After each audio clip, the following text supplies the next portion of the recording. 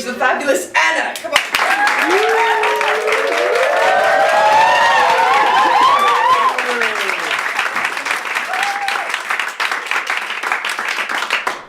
Hi, my name is Anna, and I'm a scientist. A few years ago, it would have been more like, hey, humans. But not anymore, not today. I mean, now I'm doing stand-up. It's so interesting to see that scientists can be so articulate and passionate when they talk about their area of research and their very particular little thing that nobody else cares about. And yet, we seem to be incapable of any social interaction. Like that time when I went to the bar with my friend and there was a guy that I fancied.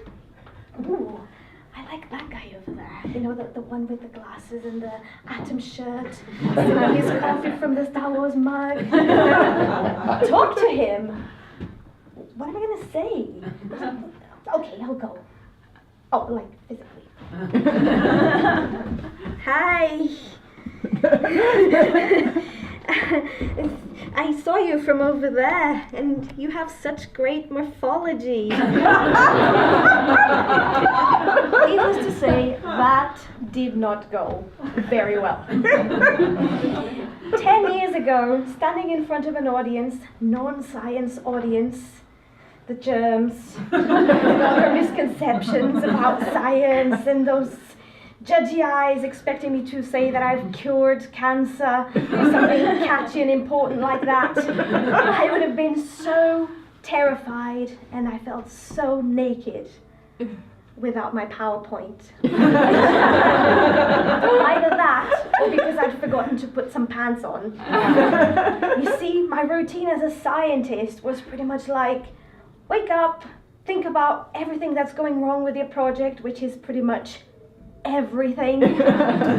Make coffee, check my emails to see what my crazy boss has decided he wanted me to do at 3 o'clock in the morning, which needs to be done by, in half an hour. Great.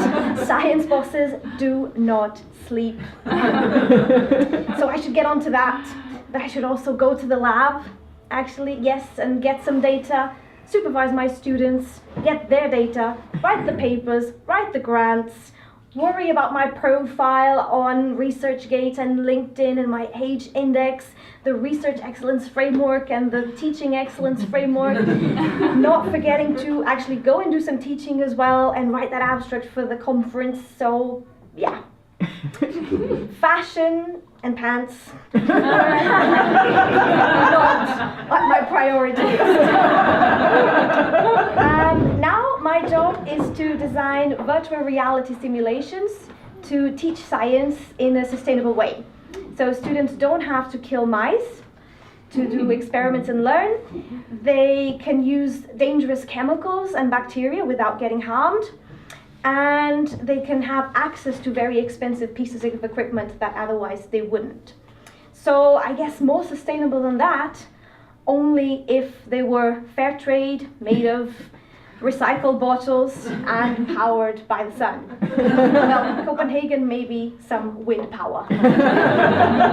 Back to PowerPoint. I think it's so useful for everything. I mean, you want to potty train your dog? PowerPoint. Lulu, sit, good boy.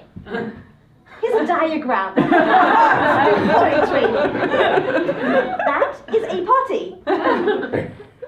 You go on the potty. That over there is my white John Lewis sofa. Not the potty.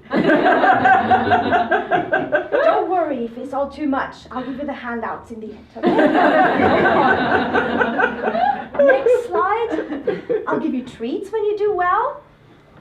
And I will not judge you to your face when you don't do so well. So you don't need to develop and become a stealth toileter. No, Lulu. That's not stealth, that's shamelessness. Anyway, I recommend PowerPoint works for everything. Nowadays, I'm older and wiser, so I can keep my drink down. I know not to say morphology on a date. And I'm in bed by 10. That's what I do. And believe it or not, sometimes I actually train people, mostly scientists, on science communication. So I'm supposed to teach them how to be calm and confident and relaxed. So obviously I always practice what I preach. I run around like a headless chicken. I do a million things. And I sweat like a pig whilst trying to look nice in a blouse and mismatching socks and this bird's nest that I have as a hair. So yeah, I'm really good at that. But 30 seconds before I go on, I'm that cool, calm and collected person that makes everyone feel a little bit less good about themselves. Until I finally share all the secrets on how to become a great science communicator, engage with the public, and have a great time, because that's what's more important. Thank you. And